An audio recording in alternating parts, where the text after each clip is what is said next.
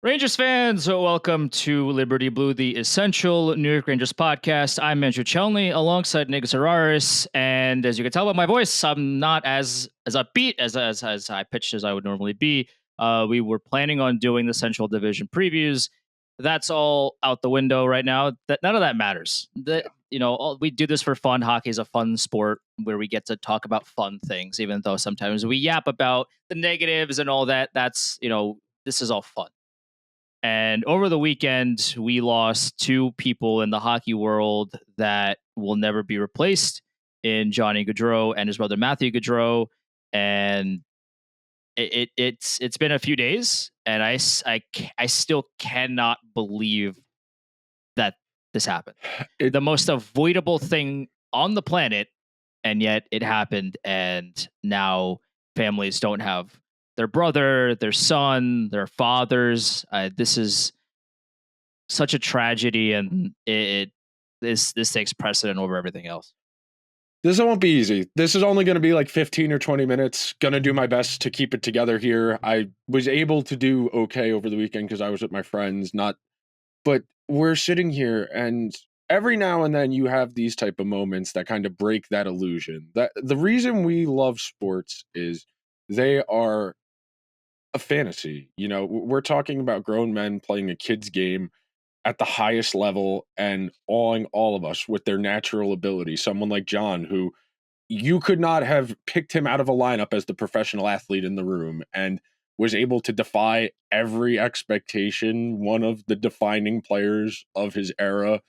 His brother, who was that is what kills me about all of this is these are guys who were doing it the right way, who were chasing the dream on their terms. John bucking everybody's expectation of going to the Devils or the Flyers or another Canadian market because he felt something about Columbus that if I walk around here with my wife, my kids, no one's going to bother us because they're not going to recognize us. And we like that. And we like that it's a big city, but it has a small town feel at the same time. And his brother, who chasing the dream in the A, refusing to give up, that type of perseverance, those types of people we all know people like that who are pushing their way through, who are trying to figure it out, who want to do things on their own terms. And we admire those people who are willing to make things happen for themselves, who are willing to take chances on themselves. You know, I think about the story about John taping pucks to his waist when he got on the scale at the combine because he was going to weigh 130 pounds. And he knew if I'm 130 pounds, no one's even going to draft me. I think about stories like him not liking sushi, but wanting to hang out with his friends and bringing a ham and cheese sandwich to a sushi restaurant just so he could be with his friends. I think about him wearing Yeezy Boosts or Chanel sneakers to the Calgary Stampede because he wanted to get his sneakers off. I think about him wearing a Flyers hat everywhere, even in Canada.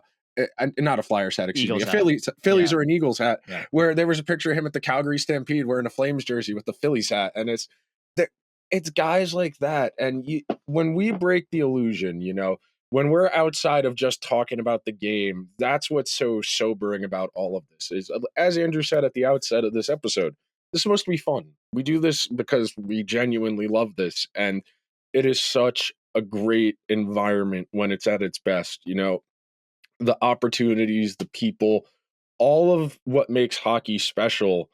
You saw it over the last handful of days, and it's not going to be something that's easy. And I am sure there will be times where I flick on the Blue Jackets this year, and I will not remember that Johnny Gaudreau is not on the Blue Jackets anymore. It's just, I'm thinking about all the people on that Columbus team, what they've been through the last handful of years. It's really gutting, and it's so damn sad, man. I've really tried the last few days, and I'm very grateful for the people I've been able to talk to, and just, this is terrible.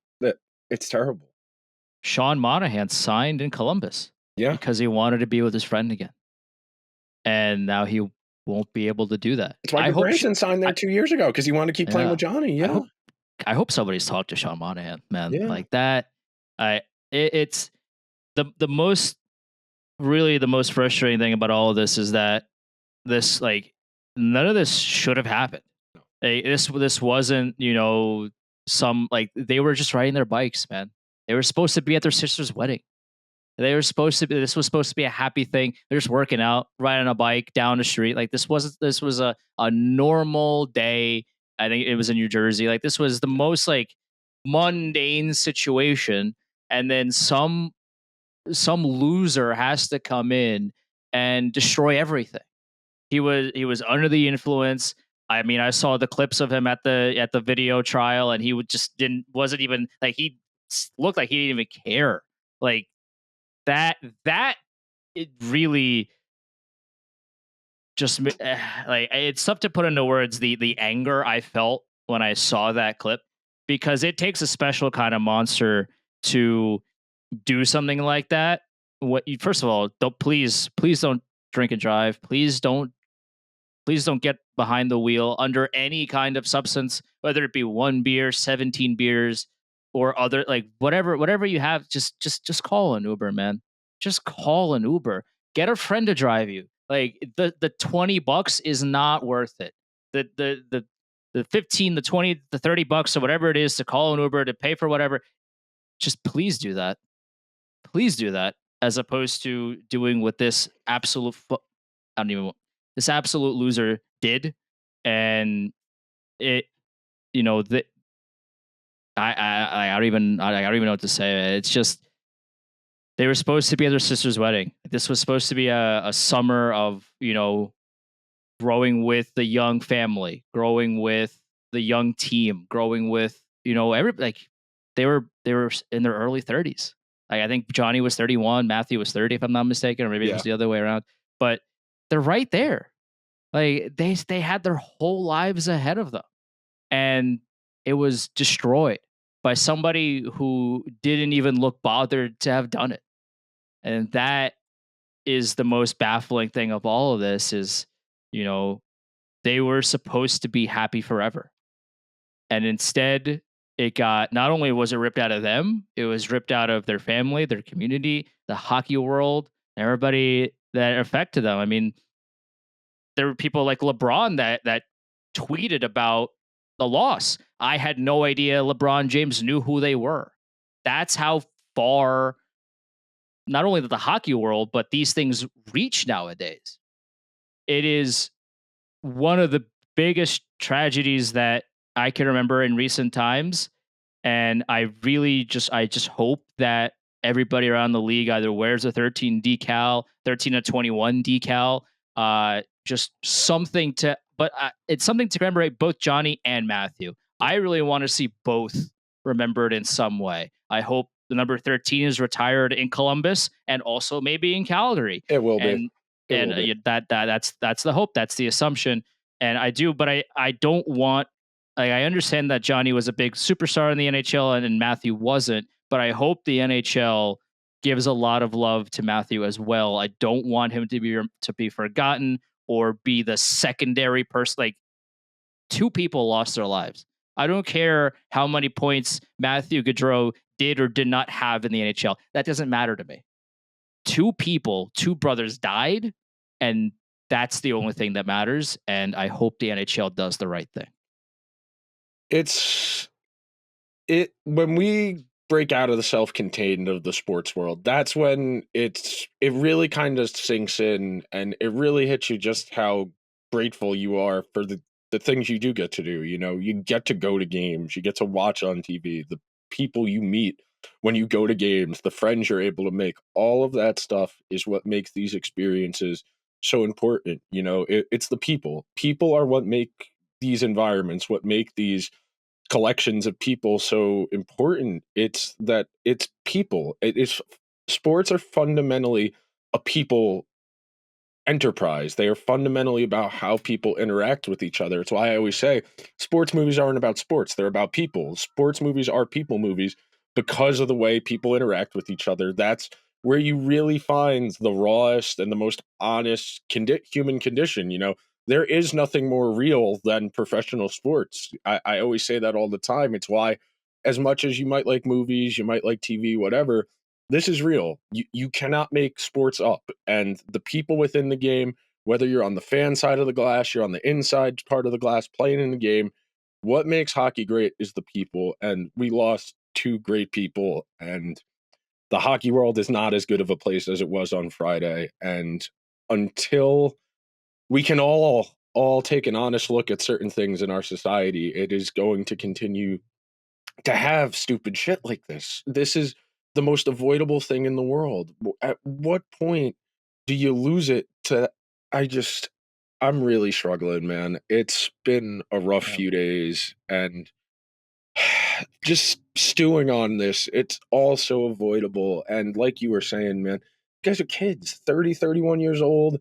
Matthew with a kid on the way, Johnny with one second kid on the way. It's the saddest thing imaginable. I went to bed Thursday night around probably like 1 o'clock, and I was refreshing over and over again trying to find out if it was them or not. And at a certain point I had to say I have to go to sleep, and that was the first thing I saw. And I looked at the graphic, and my brain, I'm used to being online all day, I'm like, what's the stat? And I did not process it was saying 1993 to 2024, 1992, whatever it was, to 2024. And then it sank in, and then I spent most of my Friday morning crying on and off and reminiscing. That's always how I try and cope and process loss, is to reminisce on the good stuff, to remember the good times, because John's one of the best we've ever seen. When John got ahead of steam and was bobbing and weaving through traffic, he's one of the best 3-on-3 overtime players in the format. That Flames team 3 years ago is one of the best regular season hockey teams of this era. Instrumental, down ballot Hart Trophy guy multiple times, and it's just unfathomable. You can't process it. I know that's kind of the trope about people, is that the most daunting thing in life is we all die, and because it's so daunting, we never really figure out how to process it, and we don't. For the most part, most of us don't. I was all right for 5 minutes, then I started crying a minute ago, and we're back, but it comes in waves. And I spent a lot of my weekend checking in on people, and this is one of the saddest things I can honestly recall. I did not realize how much I don't know, man. Go ahead. It I I hear you. This is like, I didn't to kind of finish your sentence. Like, I didn't realize how much this would hit you. This would hit me, right? Like, the thought process from, 'cause some people could be, oh, we're not Flames fans, we're not Blue Jackets fans, we don't know these people personally, we've never had a conversation with them, but it doesn't matter, because we understand that, yeah, I mean, they play a game for a living, but they're still human beings. They still have, young families. They're still young themselves. Like, we're only a couple of years younger than them. Like, we're right there with them. And the fact that, these people that had their whole lives ahead of them, who the outpouring of stories and support that we've seen in Columbus, around their arena, and Calgary outside their arena, and from everywhere else, the stories of the purple Gatorades being sold out because that's the highlight clip of Johnny Gaudreau at the bench, giving everybody the purple Gatorade and everybody being hydrated. Like, those memories will always be the ones that highlight who he was as a player. And again, we can't forget about Matthew here. Like, he was an NHL player, but he was right there with John the whole way. Obviously super supportive of each other, and he was trying to make it. He was battling, he was trying to make the dream a reality. And just because he didn't make the NHL, they still clearly were so close to each other. I mean, they were biking together, right? Like, it's not as if the two paths diverged, and John was doing his own thing and Matthew was doing like, no, they were still together, because that's what brothers are supposed to do. And they're not here because of some loser that wanted to ruin it.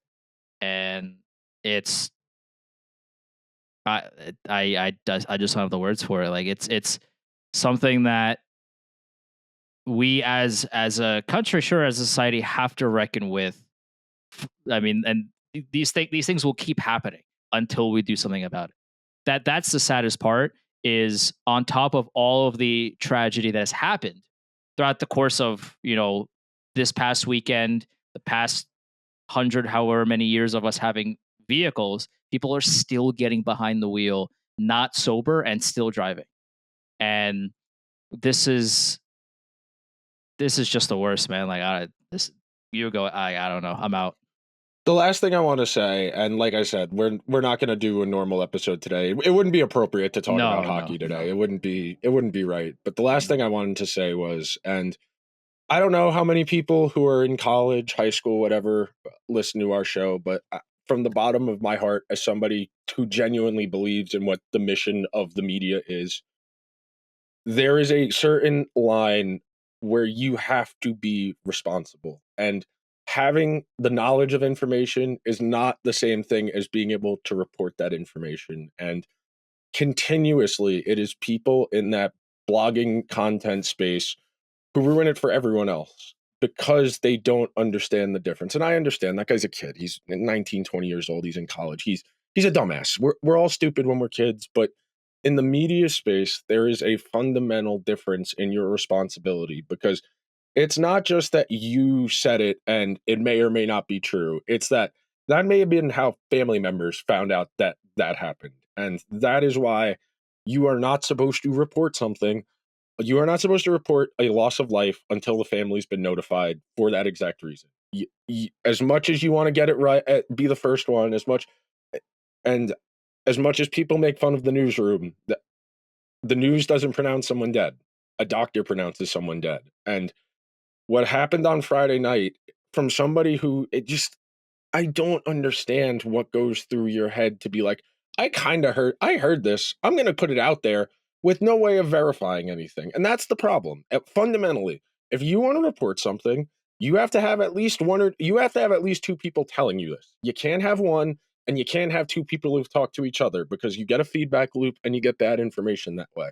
What happened on Friday night from a media perspective can't happen. And look, I understand we're talking about South Jersey, we're talking about a small police department, not a lot of ability to get information out, answer questions, that type of thing. But from a media perspective, when you are in that spot and you get information like that, sit on it. It is it is the ethical thing to do.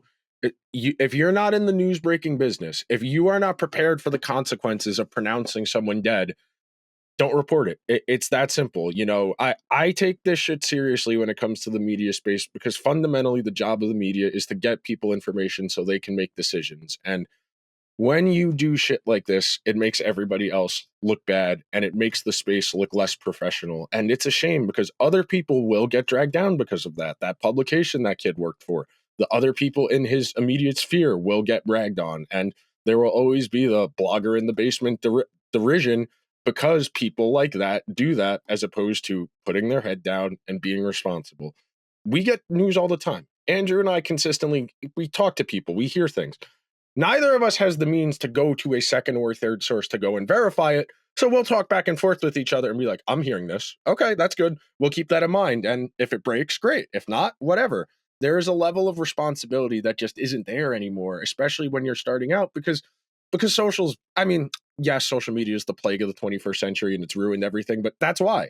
Because that kid said, instead of trying to find out or just being responsible, he said, all right, I'm going to get a tweet off and try and get some engagement. And it's, oh God, man, it's just gross. Like, I really don't want to tell people how to grieve and whatnot, but at a certain point, it feels exploitative when Yep. people are just contentifying the loss of life, the memorialization of the loss of life. And instead of celebrating and reminiscing, we're talking about dumbasses. It's really just so damn frustrating that you try and do things the right way and someone you don't know ruins it for everyone else. One of the toughest parts about my job as producer of at Sirius XM NBA Radio is whenever I'm producing a show and somebody passes away that day, or you know, recently I was producing a show where Bill Walton passed away. Okay, well now it's a w- I've had to call his teammates. I've had to call people that have been close to him, and I've had to break the news. Obviously, we do that after everything has already been Like we're not just doing it right to do. Like we will triple and quadruple check with people and make sure that okay, like this is this actually real? Is this what's going on? Okay, so now we're going to have people on to celebrate that person's life, and that's one of the hardest things to do in my world is okay. I have to call these people and I have to tell them that this happened, that their friend, that their teammate, their coach, whoever it may be, is not here anymore. And sometimes they know, sometimes they heard it, and sometimes they haven't. And doing that in a respectful way while also, having them on to come on the show and celebrate that person's life is a very delicate thing to do. And it's not easy. And I would never think to, again, I don't know what that person was thinking, but I would never tweet out something, as just Someone dying is different than a transaction. This yes, is yeah. I'm not tweeting a trade. yeah. This is not like no. I'm not. I don't want to. I'm not tweeting about oh, this person signed for X amount of money. Like somebody is not here anymore. This is not the same thing. I'm not quote tweeting Elliot because he quote tweeted some team's account who broke a trade, poking fun at the fact that he's quote tweeting a trade. Like, no. Don't like no. Like this is not a paper transaction. This is something that is so utterly different and so not in the same stratosphere of things. Not everything has to be tweeted. No. Not everything has to be publicized. Not everything has to be put onto social media as soon as it happens or as soon as you hear about it. These are real human beings and they deserve to be treated with respect.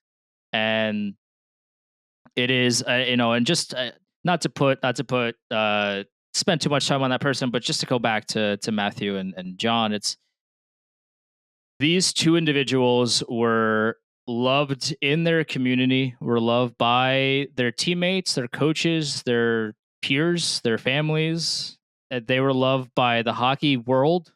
People outside the hockey world. You had baseball teams with moment of silences and basketball players tweeting about it and football. Like everybody was on the same page, just mourning and celebrating their life as opposed to doing anything else. And that is social media at its best, where we are taking the best parts of what made somebody great and we are sharing them with everybody else. That's what makes social media, at least some parts of it, not as bad. Is where we take okay, we could bring back that Gatorade story. We can bring back the him taping pucks around himself to make himself a little bit heavier at the weigh-in. We can take stories like that and we can reshare them. We can have it's not just about hey, this person's not here anymore. It's also this person's not here anymore, but we have these great moments and we have these great lessons from these people that we can take with us forever. And that's something that we should be focused on as well moving forward. And it was really heartwarming to see the GoFundMe's being just floored with money from players and wives and other people, and just seeing the support from everybody around them. And I mean, these people just need everything right now. I mean, obviously, money's important to them, but uh, they need love, man. These people need love. They need your support. They need your positive stories. They need your hugs. They need your positive affirmation. They need everything right now. And the more we can give to them, whether it be money, if you can give money, if you're in a position to do that, and you are so kind to do that, that's awesome. Obviously, uh, share love, share support, share whatever you can. They need everything, and it's I don't know the best way to end my train of thought, but this is something that we're gonna like. The NHL hopefully does the right thing. They'll and then hopefully the Gaudreau brothers won't be won't be forgotten and they'll be highlighted by the league, by social media, by teammates and players and coaches and everybody in their communities for a long time because they deserve it, and we should give them that. The last thing I just want to say, sports are better when we come together, man. Sports are better because of the people in the community. The more friendly, the more welcoming you can be, the more opportunities people are going to have. And at the end of the day, that's what it's all about, is everybody being able to enjoy themselves, be safe, be responsible, and just enjoy this, because hockey is very fun. And we lost two people who really made hockey fun. And that's all we got. We'll talk hockey at some point next week, but for now, this is what we needed to do. Later.